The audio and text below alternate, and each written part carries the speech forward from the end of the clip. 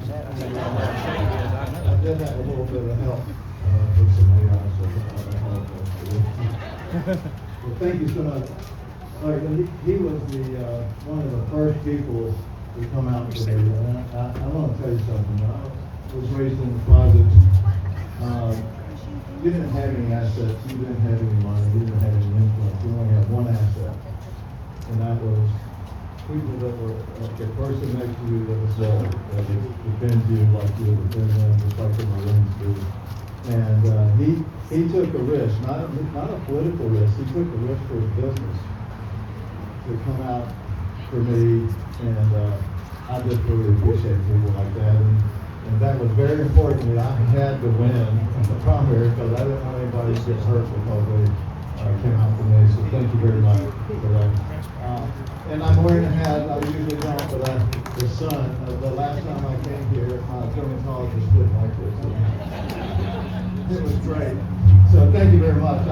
For some of you that hadn't heard, my father left me when I was 9 months old. My mother was a 6th grade educated waitress who had a drinking problem. I never saw her take a drink, but she didn't pass out. I never saw anybody take a social drink before that. I had 7 stepfathers by the time I was 12 years old. She had gotten passed out in the car before some of you saw that video. And this happened when I was 12 years old again. I just kind of went into the foster care system and went to 5 different foster care situations. And there, one of the things that really helped me, when I was in the projects, we had the bus coming to get us to go to church. And I went to church by myself all my young life, and which really saved me more ways than one, obviously.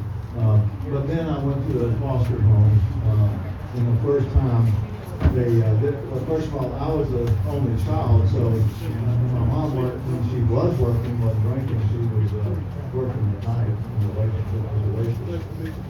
But anyway, I go to this first foster home, there's 5 children in this home, and it was the loudest room I've ever been in my entire life. Some of you have a lot of children, you understand how it is around there. But then they got quiet, started holding hands, and they said a prayer.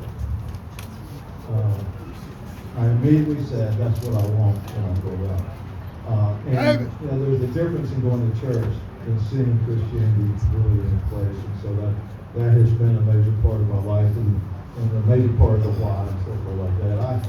After I got through foster care, I aged out of the system, foster care, and I tried to go to college for 2 quarters. For some people don't remember, one semester back then.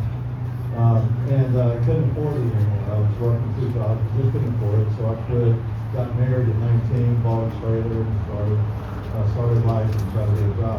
A year later, I applied to be a job with personal recruiting. And I just thought that was cool, but then they said they wouldn't hire me because I didn't have a degree. And I said, well, how much does somebody make if they had a degree? And they said, well, $1,100 a month, 33 or 50% commission. And I said, well, would you give me a chance if I took no money a month and just 33% commission? And he'd sit there and say, well, guess we can't lose on that. So he hired me. And first month I made twice as much money I'd ever made in my entire life. And a year later, I bought the firm, and I've always owned my own business since I was 21 years old. So that's how I got started, and learned how to. Thank you. You're sneaking around, so I had to start all over in 2000. Literally no money. Started over. Did a lot of things in healthcare. A lot of things in the first half of my life. And then in 2007, we were doing well. Just to give you an idea, we were $30 million a year in 2000. Last year we did over $3 billion a year in revenue, and it was placing doctors and nurses. In fact, I had a competitor here that was great. He said he placed doctors in competition at administrator. But at any rate, but in 2007, I did a spiritual journey of looking at the wealth that I had been given, and I made a decision that the money I